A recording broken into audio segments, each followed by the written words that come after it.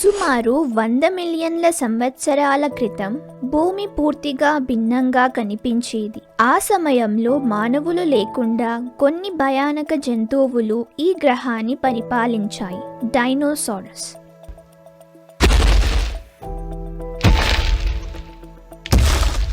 డైనోసార్లు చాలా పెద్దవి.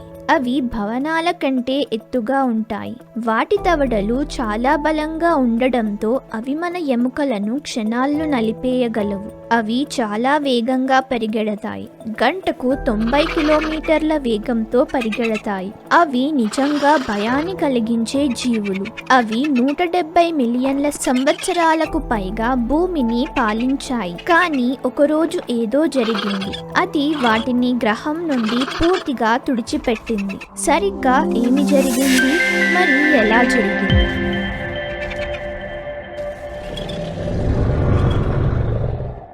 నేడు 10,000 కంటే ఎక్కువ డైనోసార్ శిలాజాలు ప్రపంచవ్యాప్తంగా పాలియాంటాలజిస్టులచే కనుగొనబడ్డాయి. మీకు మరిన్ని శిలాజాలను కనుగొనే అవకాశంతో ఉత్సాహంగా ఉండవచ్చు. కానీ ఆసక్తికరంగా 2003 నుండి 2022 వరకు ప్రతి సంవత్సరం సుమారు 45 కొత్త జాతుల డైనోసార్లు గుర్తించబడ్డాయి. గత సంవత్సరం కనుగొనబడిన కొత్త జాతుల డైనోసార్ చిత్రాలను చూడండి. వీటికి స్టిగోరస్ ఈలిన్గాసన్ అని పేరు పెట్టారు. డైనోసార్ అనే పదం గ్రీక్ నుండి వచ్చింది. డీనియోస్ మరియు సారస్ అనే పదాల నుండి. డీనియోస్ అంటే భయంకరమైనది మరియు సారస్ అంటే బల్లి, అంటే ఒక భయంకరమైన బల్లి. డైనోసార్ అనే పదానికి అర్థం ఇదే.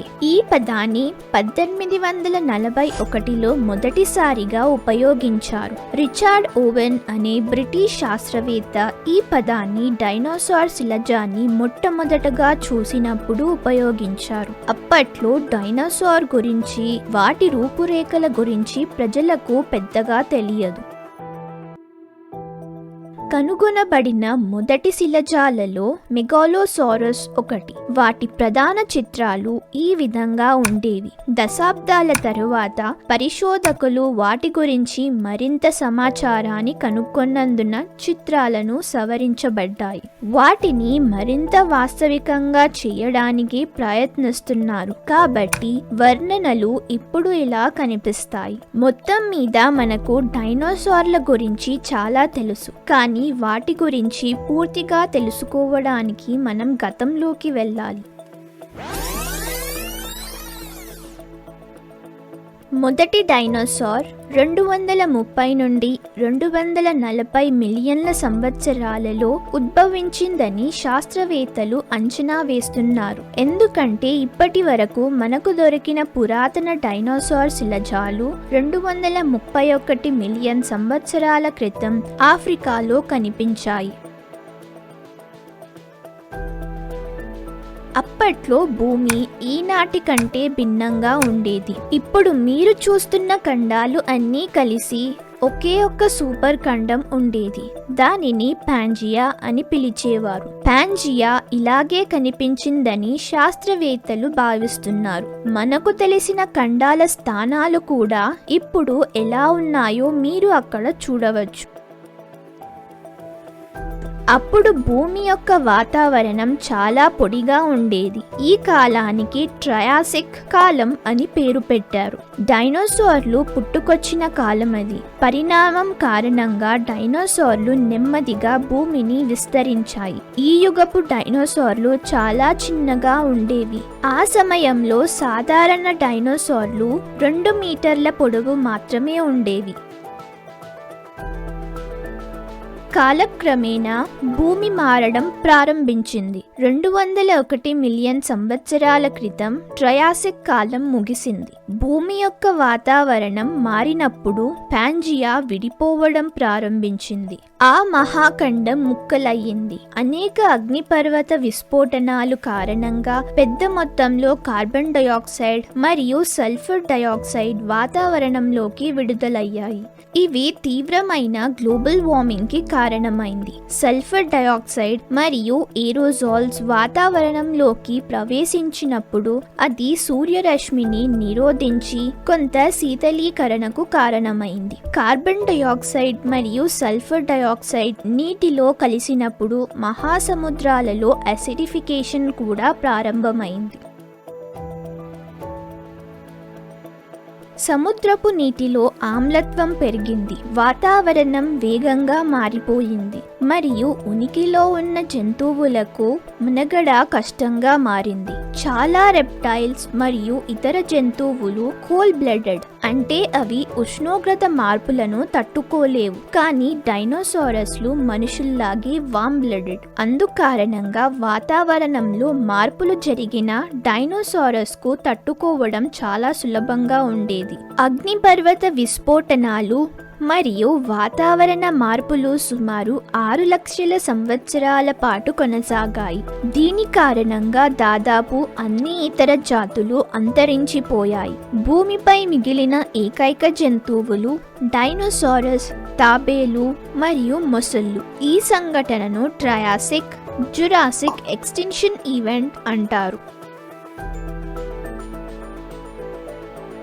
నేను చెప్పినట్లుగా దీని తర్వాత ట్రయాసిక్ కాలం ముగిసింది మరియు జురాసిక్ కాలం ప్రారంభమైంది. జురాసిక్ కాలం 201 మిలియన్ల సంవత్సరాల క్రితం నుండి 140 సంవత్సరాల క్రితం వరకు కొనసాగింది. ఈ సమయంలో డైనోసార్లు గ్రహం మీద అత్యంత ఆధిపత్య జాతులుగా ఉద్భవించాయి. పరిణామం కారణంగా వాటిల్లో కొన్ని చాలా పెద్దవిగా మారాయి. టైటానోసారస్ లాగా అవి సుమారు 160 మిలియన్ల సంవత్సరాల క్రితం జీవించాయి. ఒక్కొక్కటి 15,000 కిలోల వరకు ఉంటాయి మరియు పొడవు 15 మీటర్ల వరకు ఉండవచ్చు. ఆ సమయంలో ఇక్కడ మనం ఎగిరే డైనోసార్లని కూడా చూడొచ్చు. రెక్కగల డైనోసార్లో మొదటిది ఆర్కియోపెట్రిక్స్. ఈ సమయంలో పాంజియా సూపర్ ఖండం 2గా విభజించబడింది. లారేషియా మరియు గోండ్వానా ల్యాండ్ అని పేరు పెట్టారు. జురాసిక్ కాలం అత్యంత విస్తృతంగా తెలిసిన కాలం. కానీ డైనోసార్లు నిజంగా అభివృద్ధి చెందిన కాలం క్రిటేషియస్ కాలం. సుమారు 145 మిలియన్ సంవత్సరాల క్రితం ప్రారంభమైన ఈ కాలం 65 మిలియన్ల సంవత్సరాల క్రితం వరకు కొనసాగింది.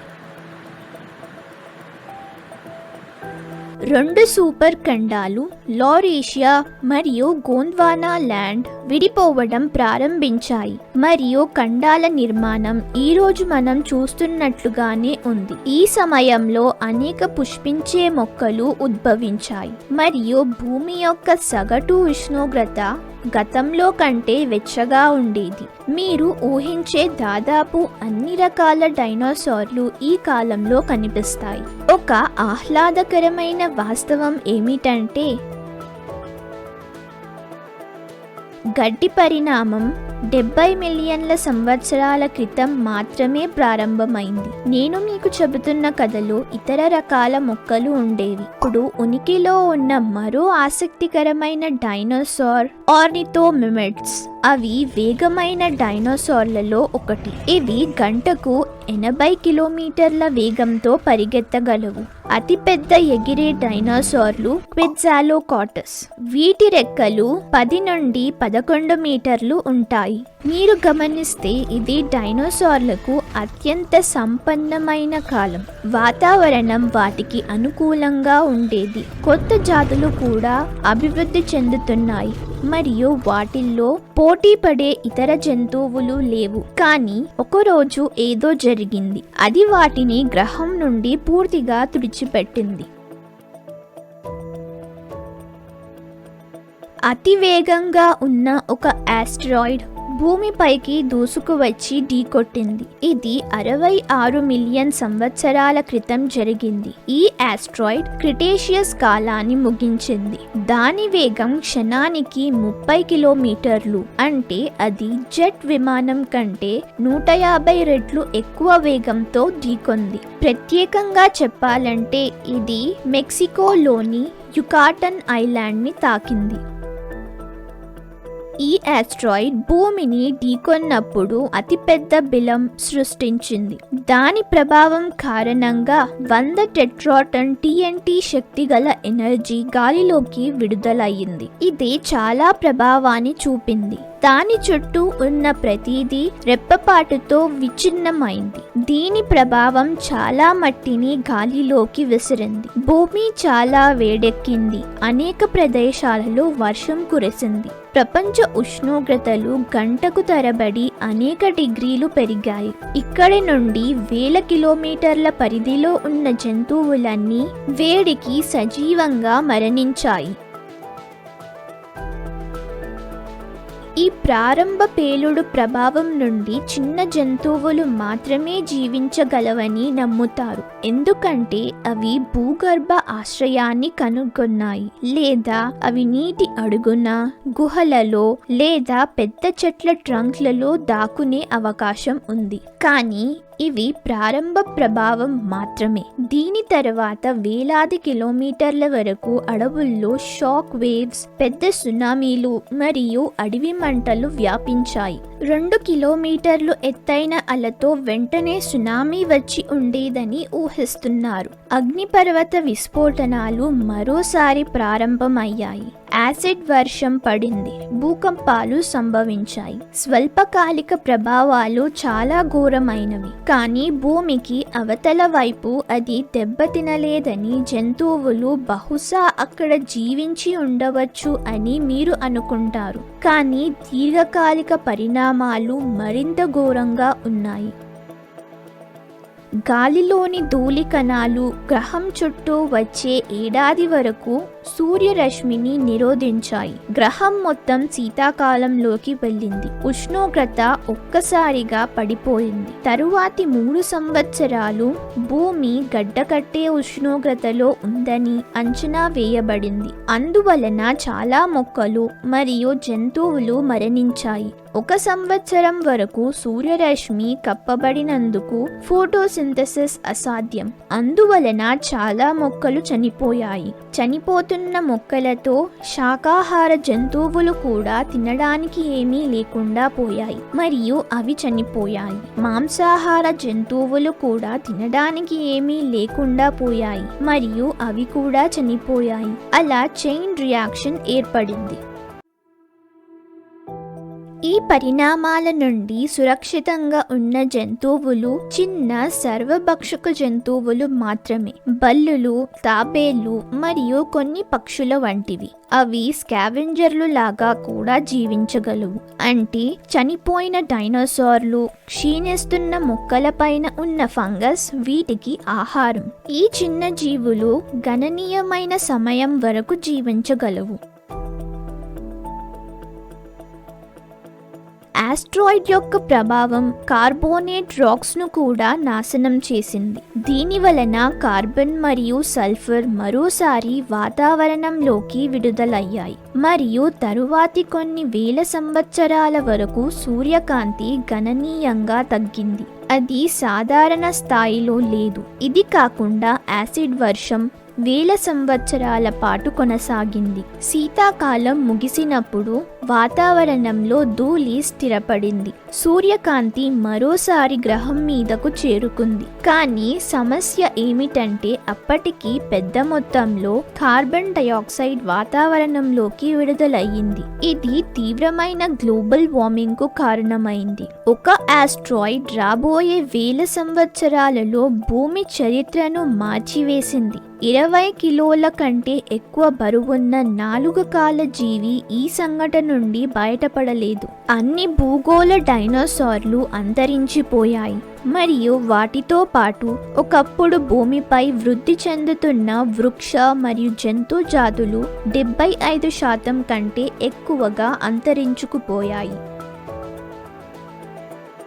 ఈ సమయంలో క్రిటేషియస్ కాలం ముగిసింది మరియు తదుపరి యుగం ప్రారంభమైంది. పాలియోజీన్ కాలం.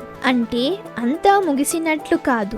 ఈ సంఘటన మిగిలిన జంతు జాతులకు ఒక అవకాశం లాంటిది. గ్రహం యొక్క పాలకులు డైనోసార్లు ఇక లేవు, కాబట్టి ఇతర జంతువులు పైకి వచ్చి పాలించడానికి ఇది ఒక అవకాశం. ఈ కాలంలోనే మనం గుర్రాలు, తిమింగలాలు, గబ్బిలాలు, చిన్న బల్లులు పుట్టుకొచ్చాయి.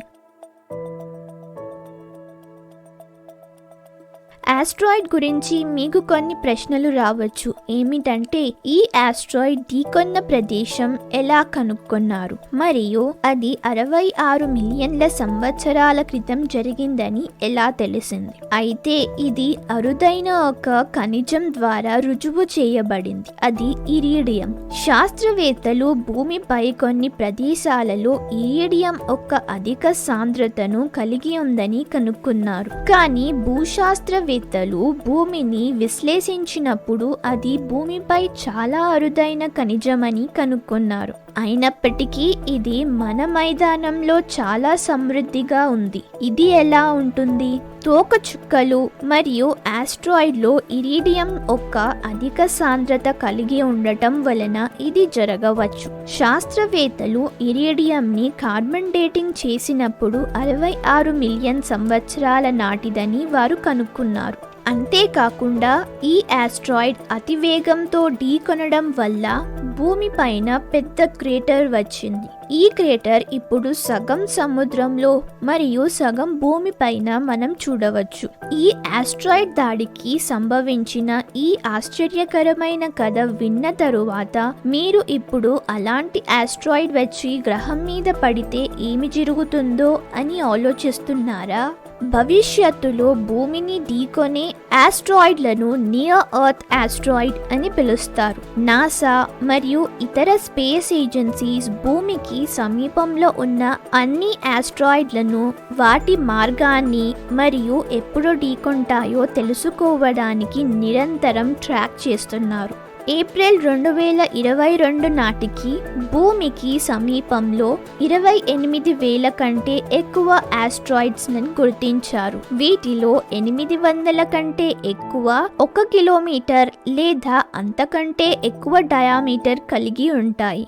చాలా ఆస్ట్రాయిడ్స్ భూమిని ఢీకొనే అవకాశం కూడా ఉంది. శాస్త్రీయ గణనలు చాలా అధునాతనమైనవి కాబట్టి మనం వాటి మార్గాన్ని స్పష్టంగా అంచనా వేయగలము మరియు ప్రభావం యొక్క ఖచ్చితమైన స్థానాన్ని లెక్కించగలము.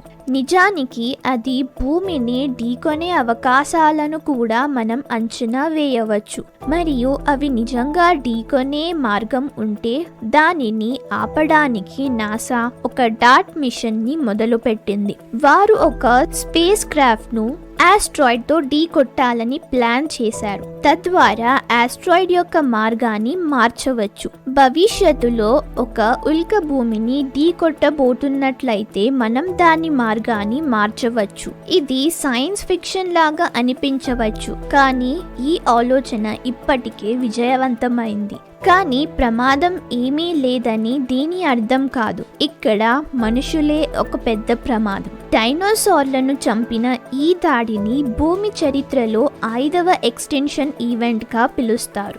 దీని తరువాత శాస్త్రవేత్తలు 6వ ఎక్స్టెన్షన్ ఈవెంట్ ఇప్పటికే ప్రారంభమైందని నమ్ముతారు. ఇది ఏదైనా అగ్ని ప్రమాదం లేదా ఆస్ట్రాయిడ్ వల్ల కాదు, ఇది మానవుల వల్ల వస్తుంది.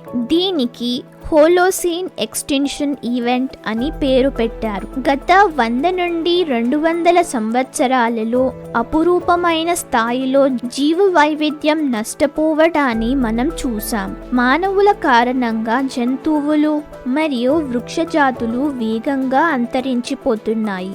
వేలాది క్షీరదాలు, పక్షులు, సరీసృపాలు మరియు ఉభయచరాలు ఇప్పటికే మానవుల కారణంగా అంతరించిపోయాయి. లెక్కల ప్రకారం పోలిస్తే డైనోసార్లు 174 మిలియన్ల సంవత్సరాలుగా భూమిపై ఆధిపత్యం చేశాయి. కానీ మానవుల జీవనం మొదలై కేవలం 3 లక్షల సంవత్సరాలు మాత్రమే అయింది. అయితే మానవుల కంటే 600 రెట్లు ఎక్కువగా జీవించాయి ఈ డైనోసార్లు. డైనోసార్ల రికార్డును మానవులు అధిగమించగలరా, లేదా మానవులు కేవలం 1 మిలియన్ సంవత్సరాల వయసులోపు అంతరించిపోతారా? మీ అభిప్రాయం కింద కామెంట్లో తెలియజేయండి.